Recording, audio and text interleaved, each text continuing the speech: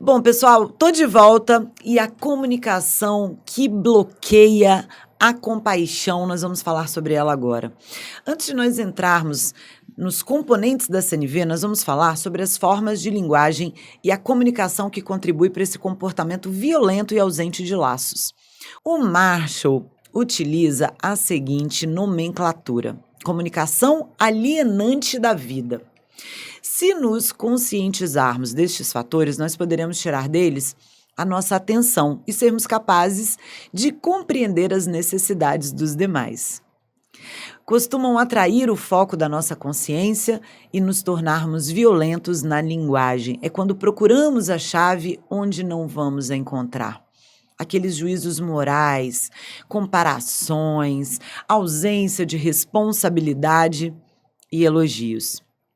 Juízos morais é inferir maldade e erro nas pessoas que não agem conforme nossos valores. E isso é errado. E a gente pensa assim, quando a gente vê o outro falando, você é um egoísta, eles são tão preconceituosos, e você culpa, tem esse insulto, a depreciação, rotulação, crítica, comparação. Nossa, tem milhares de palavras que eu poderia dizer, são formas de julgamento.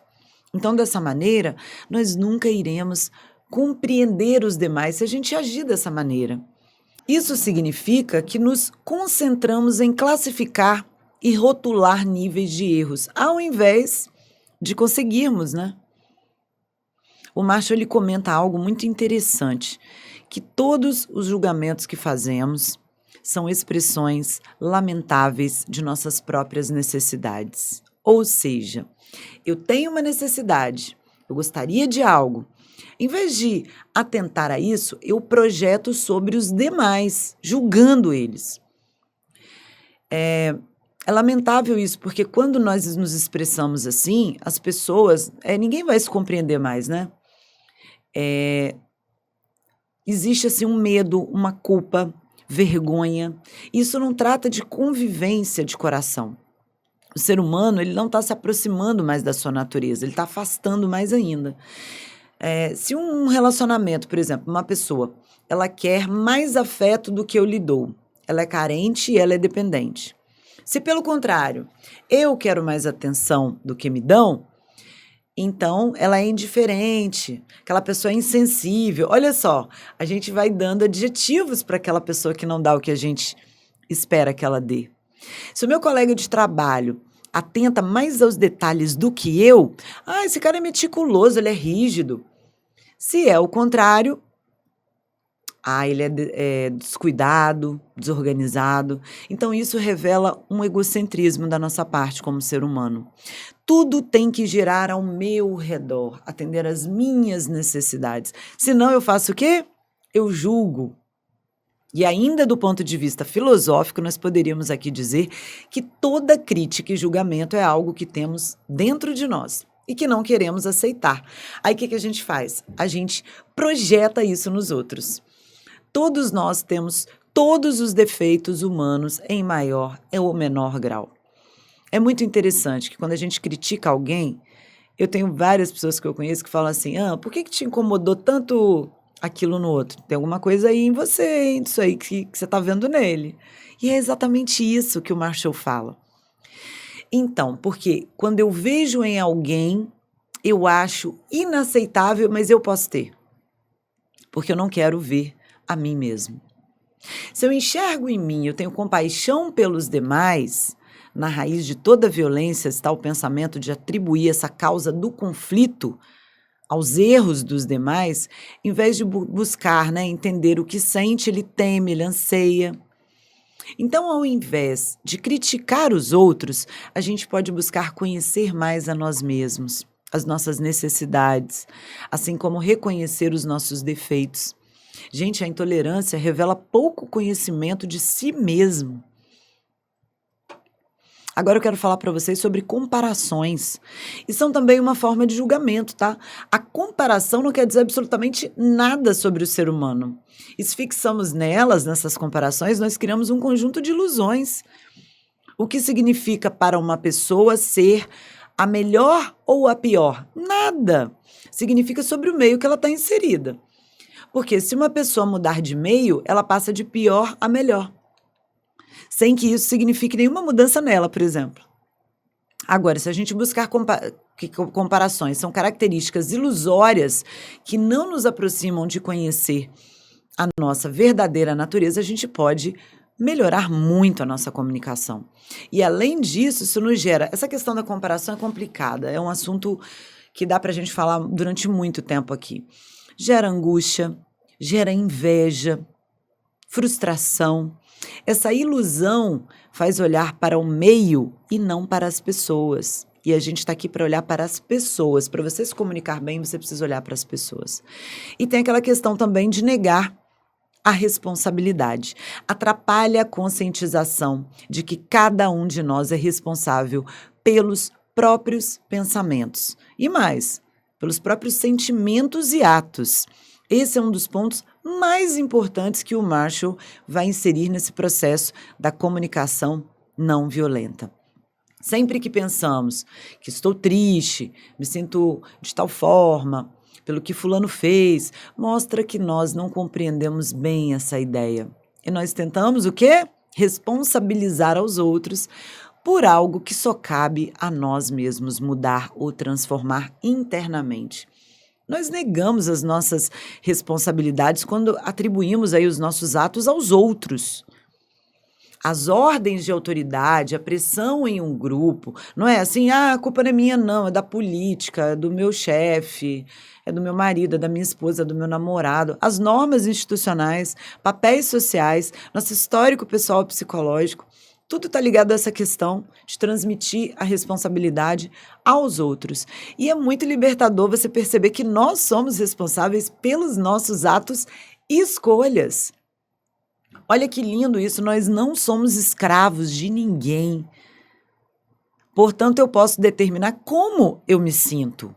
O Marshall, ele ensinava a fazer isso por meio da expressão da linguagem. Então, ele ensinava a sempre falar depois de expressar um sentimento, porque eu, por exemplo, eu estou triste porque eu, e não porque você. Você tem o hábito de falar isso? Eu tô triste porque você não trouxe aquela pizza que eu tava esperando. É muito comum, né? Eu tô triste porque eu não soube lidar com a frustração. Alguns dizem, não gosto de falar assim. Melhor achar que a culpa é de fulano. Os estoicos ensinavam que a dor das nossas experiências depende da forma como olhamos para elas, depende do ângulo. Não são as pessoas ou situações que nos determinam, sou eu mesmo, então eu posso eleger o que eu sinto. Nós somos os únicos responsáveis pela nossa felicidade ou a nossa infelicidade. Se eu reconheço isso, eu tenho a possibilidade de ser feliz. O Epíteto dizia, as pessoas não são perturbadas pelas coisas, mas pelo modo como as veem. E a comunicação não violenta, ela aumenta a consciência de que aquilo que os outros dizem e fazem pode ser um estímulo, mas jamais a causa das nossas emoções. Porque, gente, cada ser humano é responsável pelos seus estados internos. E se nós queremos culpar os outros pelo que nos acontece, nós não conseguimos ser livres. Os nossos sentimentos, eles resultam de como optamos por receber o que os outros dizem, o que fazem, assim como das nossas necessidades e expectativas naquele momento. Este componente nos leva a aceitar a responsabilidade pelos nossos estados interiores. Se uma pessoa me ofende, eu fico triste, qual que é a minha responsabilidade? Por que eu deixei aquela ofensa ter o poder sobre mim? Por que você deixou aquela ofensa ter poder sobre você? Uma decisão de como vai olhar a vida tem que partir de você. Tenho uma expectativa sobre como as pessoas me veem. Eu tenho necessidade de manter uma imagem pessoal. Eu tenho um orgulho ferido. Se uma pessoa joga uma pedra, só me atingirá se eu estiver na altura dela. É para pensar. Então, tudo depende do ângulo que eu escolho ver as experiências. A maior lição da vida é que eu descobri que somos nós que construímos as nossas próprias vidas. E essa visão, ela é muito libertadora. Às vezes demoramos anos para perceber isso. Então, buscar esse ângulo correto para as experiências é ser como um fotógrafo. Ele encontra aquele ângulo correto e belo, onde ninguém mais enxerga. Então, por isso, através da convivência, nós podemos nos ver. É o nosso espelho. E através dos conflitos, nós podemos ver a nós mesmos. Precisamos nos perguntar: qual era a minha necessidade? O que eu espero? Se não olharmos para dentro, nós vamos projetar a causa dos conflitos nos outros, colocar a culpa em alguém sempre, em tudo que acontecer. E, bom, tem outro aspecto muito importante da comunicação não violenta, que são os elogios. Talvez seja uma surpresa considerar o elogio como uma comunicação alienante da vida. Mas é. Consideramos muito interessante esse assunto aí do elogio, porque muitos gerentes e educadores afirmam que o elogio é uma forma de fazer as pessoas produzirem mais. Os professores afirmam que o elogio faz com que os alunos estudem mais. O Marshall comenta que muitos elogios são utilizados como uma forma de manipulação para que as pessoas façam mais o que eles querem. Ou seja, realmente tem uma ação contrária à comunicação de coração, verdadeira e entendimento dos demais. A beleza do reconhecimento, ela se desvirtua quando a pessoa começa a perceber a intenção dissimulada no elogio. É muito valiosa essa fala. E não é sempre mal, mas consideramos negativo quando é usado para manipular. E também pode despertar vaidade, que é um defeito muito complexo. O Marshall ele recomenda usar o elogio apenas para comemorar, não para obter algo em troca, não para consolar. Filosoficamente, diríamos, elogios sem exageros. Os exageros despertam vaidade. E recebendo um elogio, o Marshall diz algo muito interessante sobre essa dificuldade que costumamos ter para receber um elogio sem cair nos dois extremos. A falsa humildade, negando o reconhecimento, ou o egocentrismo, acreditar que realmente nós somos superiores pelos reconhecimentos recebidos. Ele comenta que encontrou uma forma de escutar um reconhecimento sem cair nesses dois aí, com um amigo muçulmano. Este amigo, após participar de um treinamento, lhe disse que o mesmo foi muito valioso para ele. Gostaria de agradecer a maneira como a sua tradição faz quando quer expressar um agradecimento especial. Aí o que ele fez com o Marshall? Ele segurou a mão e disse: beijo o Deus em você que permite que nos dê o que você deu. Então, beijou a sua mão. Nós podemos receber aí um agradecimento, entendemos que fomos um canal da vida, um canal de comunicação de vida, e Deus pode operar através de mim e me dar o poder de enriquecer a vida dos demais. Os templários expressariam: nada para mim, Senhor, tudo para a sua glória, tudo para a glória do seu nome. Então, ser esse canal de comunicação que gera transformação no outro, não estou falando de religião, ele tem uma importância pela essência da vida. E isso é muito especial. Até a próxima aula.